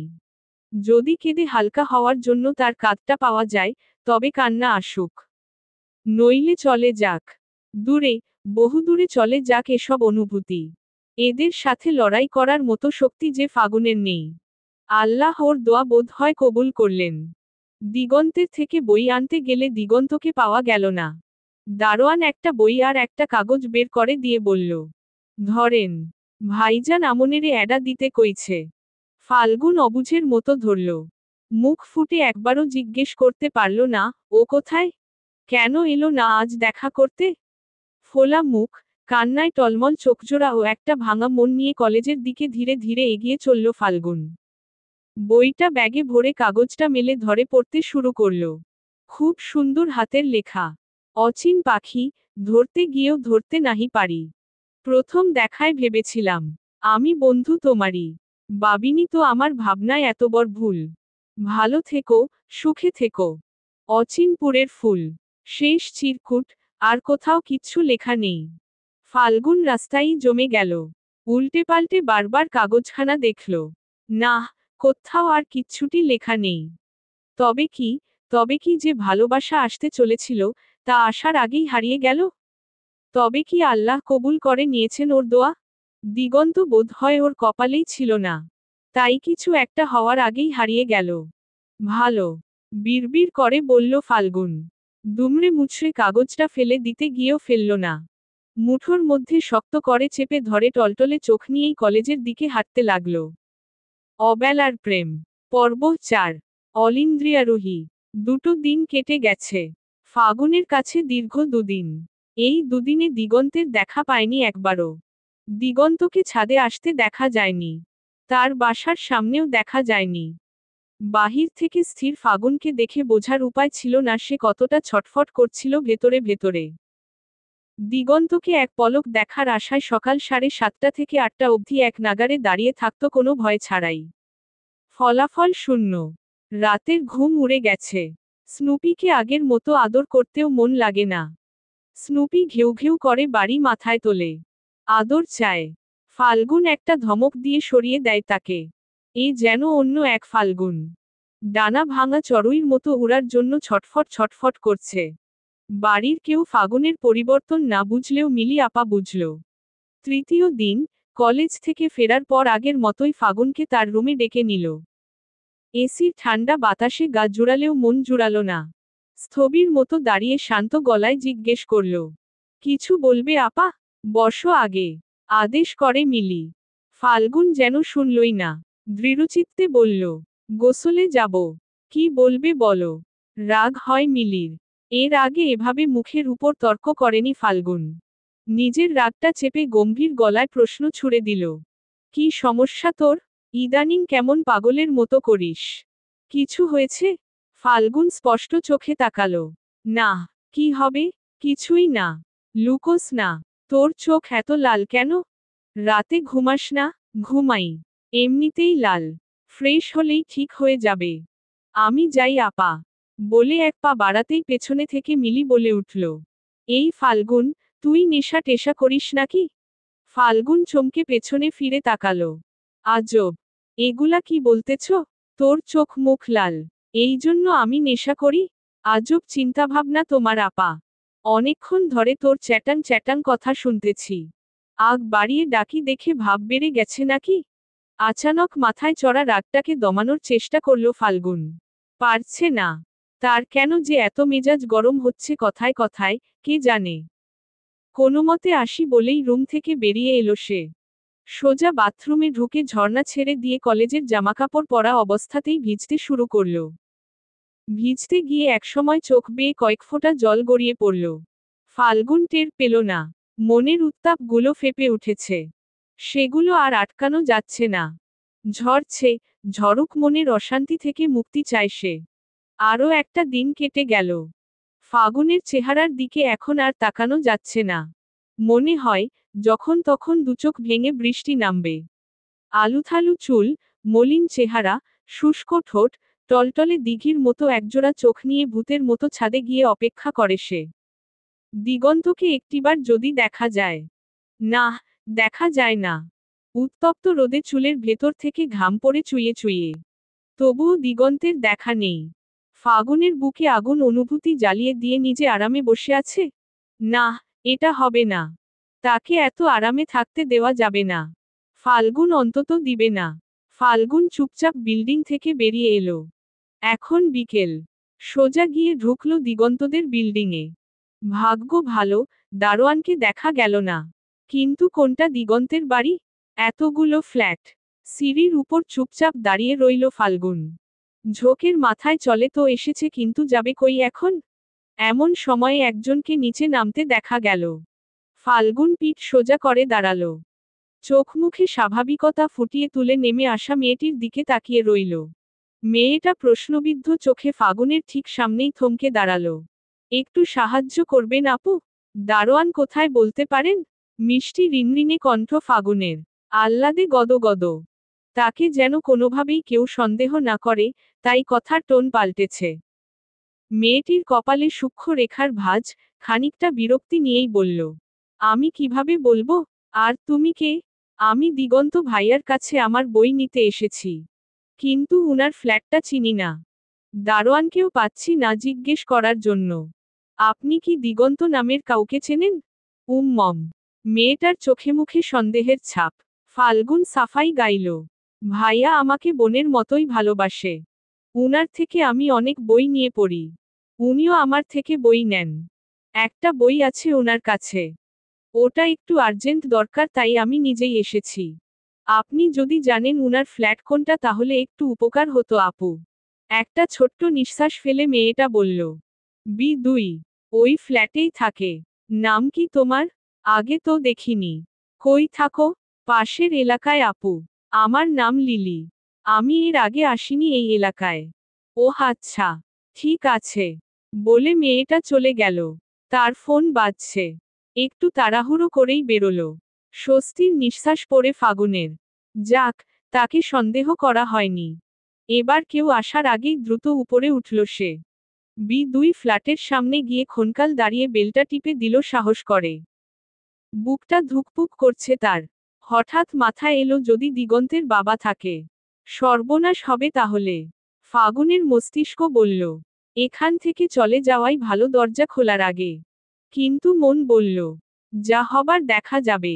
দিগন্ত কেন তার সাথে এমন করল সেটার একটা বিহিত হওয়া দরকার। 7-5 ভাবতে ভাবতেই দরজাটা হাট করে খুলে গেল। দীর্ঘ 3 দিন পর চোখের সামনে দিগন্ত। শর্টস পরনে, উন্মুক্ত বুক। ঘুম জড়ানো চোখজোড়া অবাক বিস্ময় নিয়ে তাকিয়ে। ফাগুনের চেপে রাখা কষ্টগুলো কখন যে চিবুক স্পর্শ করল, সে নিজেও টের পেল না। যখন টের পেল, চট করে চোখজোড়া মুছে নিয়ে মাথা নিচু করে ফেলল। ভেজা গলায় প্রশ্ন ছুড়ল, আপনি এমন কেন করলেন আমার সাথে? তুমি এখানে কেন? পাল্টা প্রশ্নবান দিগন্তের। একটা হাত বাড়িয়ে প্রায় ছো মেরে ফাগুনকে ভেতরে টেনে নিয়ে দরজা আটকে দিল। ফাগুনের পিঠ বেয়ে শীতল শিহরণ বয়ে গেল। ভয় আর আর্দ্রতায় জমে গেল মুহূর্তেই। দরজা আটকে ফাগুনের দিকে তাকিয়ে চাপাস্বরে ধমক মিশিয়ে দিগন্ত বলল, তুমি এখানে কেন এসেছ?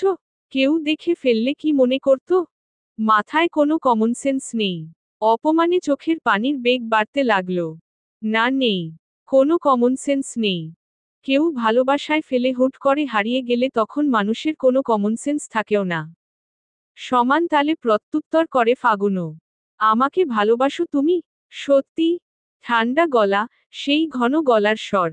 ফাগুনের ভেতরটা কাঁপিয়ে তুলল। এবার আর পালালো না ফাল্গুন। নিজের অনুভূতিগুলোকে এড়িয়ে চলল না।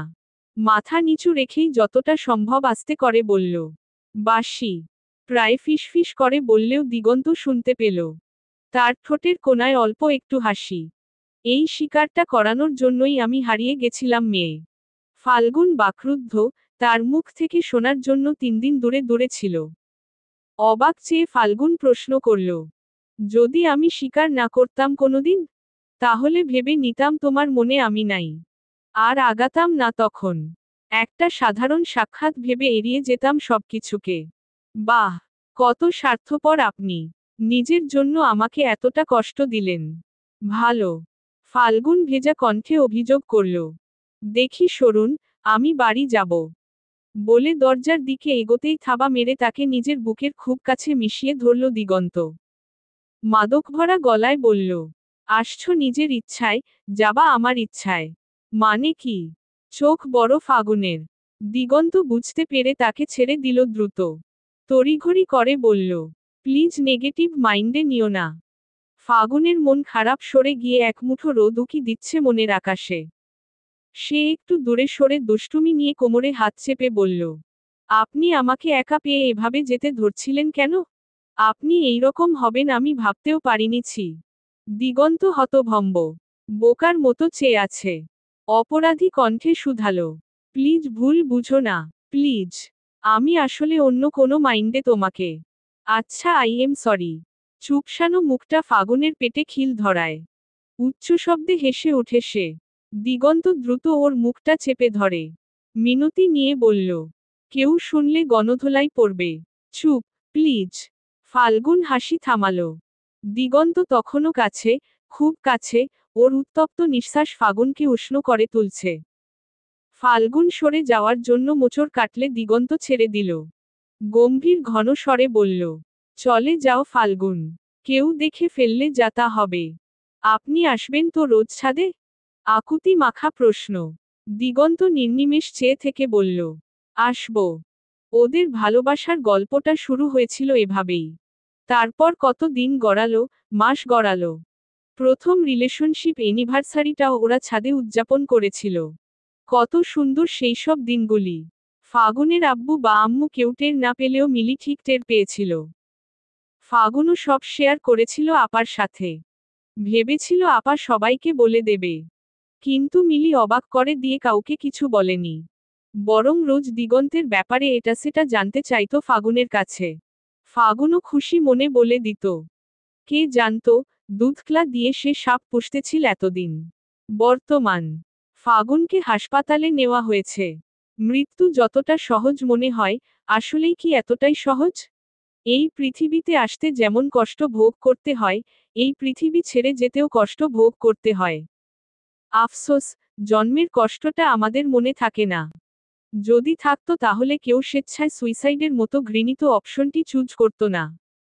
যখন পেটের ভেতর হালকা জ্বালাপোড়া ভাব অনুভূত হলো, তখনও ফাল্গুন চুপচাপ শুয়ে রইল। কিছু সেকেন্ড গড়াতেই যখন জ্বালাপোড়া ভাবটা তীব্র আকার ধারণ করে গলা, বুক, ফুসফুস ছুলো, তখন কাটা মাছের মতো লাফাতে শুরু করল সে। মনে হলো, কেউ তার ভেতরে আগুন ধরিয়ে দিয়েছে। মৃত্যু এত কষ্ট সহ্য হলো না ফাগুনের। ছুটে রুম থেকে বেরিয়েই সোজা মিলি আপার ঘরে গেল। মিলি আপা তখনও পড়ছিল। তার সামনে গিয়ে উপুর হয়ে পড়তেই তিনি চমকে উঠে দাঁড়াল। ফাল্গুন হাসফাস করে বলল, হা, হাসপাতাল আপা। হাসপাতালে নাও আমাকে। আমি কথা শেষ করতে পারল না। হাতে থাকা ওষুধের প্যাকেটটা ফেলে দিল। মিলি আপা চিৎকার করে সবাইকে ডেকে তক্ষুনি ফাগুনকে নিয়ে ছুটল। এই প্রথম নীলুফার ছোট মেয়ের জন্য আয়োজন করে কাঁদতে বসলেন। ফাগুনের বাবার মুখ গম্ভীর। কত টাকা খরচ হবে সেই চিন্তায় নয়, তার মেয়েটা সুস্থ হবে কিনা এই চিন্তায় চিন্তিত তিনি। জীবন এমনই। যখন তুমি থাকবে কেউ তোমার মূল্য দেবে না। যখন তুমি চলে যাবে তখন সবাই বুঝতে শুরু করবে, কি হারালাম। গলা দিয়ে পেট অবধি লম্বা নল ঢুকিয়ে পরিষ্কার করা হলো। সে যাত্রায় ফাল্গুন বেঁচে গেলেও শরীরের অবস্থা রফাদফা। ক্লান্ত বিধ্বস্ত অবস্থায় হাসপাতালের বেডে মরার মতো ঘুমিয়ে রইল। সেই ঘুম ভাঙল পরদিন বিকেলে। চোখ মেলে বেডের পাশে মিলি আপাকে আবিষ্কার করল ফাল্গুন। অস্ফুট স্বরে ডাকল, আপা। মিলি ঠাস করে একটা চর বসিয়ে দিল। ফাল্গুন নিস্তব্ধ, মিলি দুহাতে মুখ ঢেকে ডুকরে উঠল। এই প্রথম ফাল্গুন বুঝল, তাকে সবাই ভালোবাসে। অনেক ভালোবাসে। সে এতদিন নির্বোধ ছিল, শাসনের আড়ালের ভালোবাসাটুকু বুঝতে পারেনি। ভাগ্যিস এত কাহিনী ঘটল। নইলে বুঝি কোনোদিনই বুঝতে পারত না। মিলি আপা কান্না থামিয়ে রাগী কণ্ঠে বলল, যে দিগন্তের জন্য তুই মরতে বসেছিস, তার আসল রূপটা আদৌ জানিস? তোকে তোকে আরেকটা থাপ্পড় দিতে পারলে মন ভরত আমার। দিগন্তই তোর সব? আমরা কেউ না? আমাদের কথা একবারও ভাবলি না? এতই যখন মরার শখ তখন আমাকে বলতি। আমি নিজেই গলা টিপে মেরে ফেলতাম তোকে। ফাল্গুন হেসে ফেলল। মিলি বলে চলেছে, তোকে দিগন্ত ভালোবাসে না ফাল্গুন। কখনোই ভালোবাসেনি। ওর কাছে তুই টাইম পাস ছাড়া আর কিছুই ছিলি না।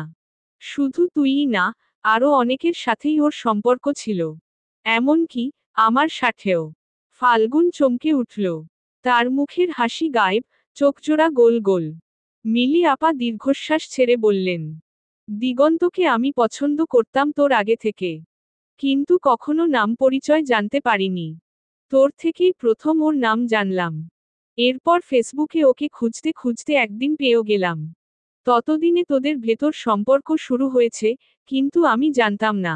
আমি রিকোয়েস্ট দিলাম। সে একসেপ্ট করে নিজে থেকে আমাকে নক করল। এক কথায় দুই কথায় তার প্রতি আমার দুর্বলতা প্রকাশ করলাম। সেও আমাকে ভালোবাসে এমন প্রতিশ্রুতি দিল। এর 4 দিন পর আমি জানতে পারি, তোর সাথে ওর সম্পর্ক। আমি তোকে কিছুই বলিনি। ভার্সিটির শেষে ওর বাসায় যাই সাহস করে। ওর বাবা প্রায় সবসময়ই বাইরে থাকে। জানিসই তো, ওর সাথে চেঁচামেচি করি, কান্নাকাটি করি, তখন ও আমাকে বলে, তুই নাকি ওর পেছনে ঘুরিস। ওর জন্য মরে যাবি। অনেক সিন ক্রিয়েট করছিস। তাই তোকে স্বাভাবিক রাখতেও এসব প্রেম ভালোবাসার কথা বলে। এর বেশি কিছুই না। আর সেদিন ও আমার সাথে, আমরা ইন্টিমেট হই। ফাগুনের দুচোখে বন্যা তখন। সুপুরুষের আড়ালে এ কোন পশুকে ভালোবেসেছিল এতদিন। তারপর আর চেয়েও আর ফিরে আসতে পারিনি ওর থেকে। ও কথা দিয়েছিল, তোর সাথে আস্তে আস্তে বোঝাপড়া করবে। তুই একসময় ওর থেকে সরে যাবি যখন দেখবি ওর অবহেলা তোকে ঘিরে। আর তখন আমার বাসায় বিয়ের প্রস্তাব পাঠাবে। আমাকে বিয়ে করবে। সরি টু সে, আমি নিজেও স্বার্থপর হয়ে গেছিলাম। তুই যেমন ওর প্রেমে অন্ধ হয়ে গেছিলি, আমিও ওর প্রেমে অন্ধ ছিলাম। ও দিয়ে কলা বোঝালে আমি সেটাই বুঝে বসে থাকতাম। ও যে কি মায়া করেছিল আমার উপর, জানা নেই। অনেকবার ভেবেছিলাম তোকে সব খুলে বলি। কিন্তু তোর মন ভেঙে গেলে কি অবস্থা হবে সেইটা আঁচ করতে পেরে আমি চুপ ছিলাম। একবার বিয়ে হয়ে গেলে তুই আপনি সব মেনে নিবি, এমনটাই মনে হয়েছিল আমার। কিন্তু তুই যে এত বড় স্টেপ নিবি, তা বিন্দুমাত্র ভাবনায় ছিল ন। ফাল্গুন নিস্তেজ গলায় বলল। দিগন্ত জানে? কোন বিষয়ে? এই যে, হাসপাতালে আমি। হুম, বলছি। সব শুনে চুপ ছিল। কিছুই বলে নাই। ফাল্গুন আচানক কান্নায় ফেটে পড়ে বলল। আমি কেমনে একটা জানোয়ারকে আমার এত দামি ভালোবাসা দিলাম আপা? কেন একবারও বুঝিনি আমি? আমি এতটাই বোকা, এতটাই পাগল ছিলাম। ইস্সিরে! মিলি দ্রুত ফাগুনকে চেপে ধরল। তার নিজের চোখেও পানি। কতদিন বাদে দুই বোনের অনুভূতি এক হলো। এক বোন আরেক বোনের কষ্ট বুঝতে পারল। দুই বোন নীরবে একে অপরকে জড়িয়ে ধরে কেঁদে গেল। সাক্ষী রইল হাসপাতালের সাদা দেয়ালগুলো। দিগন্তের বাবা ফাল্গুন ও মিলির কাছে মাফ চাইতে এসেছে। দিগন্ত যখন মিলিকে বিয়ে করতে চেয়েছিল, তখন তিনি কোনো দিক বিবেচনা না করেই বিয়ের প্রস্তাব দেন উনি। মিলির বাবাও রাজি হন। সমাজের চোখে দিগন্ত লাখে একটা টাইপ ছেলে। এমন ছেলেকে জামাই হিসেবে কে না চাইবে? ফাগুনকে হাসপাতাল থেকে রিলিজ দেওয়ার পরদিনই মিলি এই বিয়ে করবে না, জানিয়ে দিয়েছে। তার নিজের অন্ধ চোখও যেন খুলে গেছে। এতদিনের মায়া কেটে গেছে। ফাল্গুন নিজেও দিগন্তের সাথে সমস্ত যোগাযোগ, দেখা সাক্ষাৎ বন্ধ করে দিয়েছে। দিগন্ত বারবার দুবোনের সঙ্গেই যোগাযোগ করতে চেয়েছে। পারেনি। দিগন্তের বাবাকে ফাল্গুন বলল। দোষ তো আপনার না আঙ্কেল। আপনার সুপুত্রকে বলে দিবেন, আপনার মান সম্মানের কথা ভেবেই আমরা আইনি স্টেপ নেইনি কোনো। কিন্তু নেক্সট যদি কোনোদিনও আমাদের লাইফে ইন্টারফেয়ার করে তবে স্টেপ নিতে দ্বিতীয়বার ভাবব না। মিলিরও একই কথা। দিগন্তের বাবা মনক্ষুণ্ণ হয়ে চলে গেলেন। বিকেলের দিকে ড্রয়িং রুম থেকে চিৎকার চেঁচামেচি ভেসে আসতে লাগল। মিলি, ফাল্গুন, দুজনেই রুম থেকে বেরিয়ে তাজ্জব বনে গেল। দিগন্ত এসেছে। দিগন্তকে ঢুকতে দেওয়া হচ্ছে না। নীলুফার চেঁচিয়ে যাচ্ছে ওর সাথে। ফাগুনের বাবা বাসায় নেই। উনি থাকলে ঘাড় ধাক্কা দিয়ে বের করে দিতেন বোধ হয়। মিলি এগিয়ে গেল। নীলুফারকে বলল, মা, থামো। আসতে দাও ওকে। ওর যা বলার বলে দ্রুত কেটে পড়ুক। লোক হাসিয়ে লাভ নেই। নীলুফার রাগে গোজগোজ করে সরে দাঁড়ালেন। দিগন্ত ঢুকে ডিরেক্ট মিলির পায়ের উপর পড়ে গেল। আমাকে ক্ষমা করে দাও মিলি। প্লিজ আমাকে ক্ষমা করে দাও। আমি আমি অনেক খারাপ জানি। কিন্তু তোমাকে সত্যিই ভালোবেসেছি। তুমি আমার সত্যিকারের প্রেম ছিলে মিলি। আমি আর কখনো এমন কিছু করব না প্রমিস। আমরা সবটা গুছিয়ে নেব। তুমি চাইলে আবার আমাদের বিয়েটা হবে। প্লিজ মিলি, রাজি হয়ে যাও। মিলি গলা শক্ত করে সরে দাঁড়ালো। পেছনে ফাল্গুন স্তব্ধ হয়ে দাঁড়িয়ে। যাকে এতদিন ভালোবেসেছিল পাগলের মতন, সে আজ অন্য কাউকে ভালোবাসি বলছে। বাহ! ফাল্গুন ভেতরের রুমে ঢুকে গেল। মিলি সেটা খেয়াল করে বলল। ক্ষমা করার আমি কেউ না। যদি কেউ ক্ষমা করে তবে সেটা ফাল্গুন। ওর সাথে যা করছো, সেটা ক্ষমার অযোগ্য, তবুও বলবো ক্ষমা চাও ওর কাছে। ভাগ্য ভালো হলে ক্ষমা জুটতেও পারে। কিন্তু আমাকে পাওয়ার আশা ভুলে যাও। আমি তোমার মতো ছেলেকে ডিজার্ভ করি না। ফাল্গুন বারান্দায় দাঁড়িয়ে। হালকা বাতাসে তার চুল উড়ছে। এই কদিনের ঝড়ে তার শরীর অনেকটাই শুকিয়ে গেছে। চোখের নিচ ডেবে গেছে। তাকে দেখে মনে হচ্ছে ঝড়ে আহত পাখি। দিগন্ত পা টিপে টিপে বারান্দায় ঢুকে ডাকল, ফাল্গুন। ফাল্গুন চট করে তাকালো। মুহূর্তেই ছোট্ট চেহারাটায় গাঢ় অন্ধকার নেমে এলো। তারস্বরে বলল, এখানে কি? বের হন আপনি। আপনার সাহস তো কম না। ফাল্গুন প্লিজ। দেখো, মানুষ মাত্রই ভুল। আমিও ভুল করছি। এখন আমি অনুতপ্ত। আমাকে ক্ষমা করে দাও, প্লিজ। ভুল না জেনে করলে সেটাকে ভুল বলে। কেউ জেনে বুঝে করলে সেটা অপরাধ বলে। ভুলের ক্ষমা হয়, অপরাধের শাস্তি হয়। আপনারও শাস্তির প্রয়োজন। বের হন এখান থেকে। এই মুহূর্তে, নইলে আমি কি করে বসবো জানি না। দিগন্ত সরল না। বেহায়ার মতো তবুও ক্ষমা করে দাও বলে বলে মুখে ফেনা তুলল। একসময় টিকতে না পেরে ফাল্গুন হিতাহিত অজ্ঞানশূন্য হয়ে পড়ল। দিগন্তের গালে নিজের 5 আঙুলের ছাপ সজোরে বসিয়ে দিয়ে হিসহিস করে বলল, বের হ তুই। নইলে এক্ষুনি গলায় পাড়া দিয়ে দম বের করে ফেলব। যে কষ্ট তুই আমাকে দিছিস, তার ক্ষমা হয় না কোনো। যদি বিন্দুমাত্র সম্মানবোধ থাকে তবে চলে যা। পুলিশ ডাকি যদি, তখন কিন্তু আর যাওয়ার সুযোগ পাবি না। দিগন্ত স্তব্ধ। পুচকে একটা মেয়ে, তাকে কিনা থাপ্পড় মেরেছে।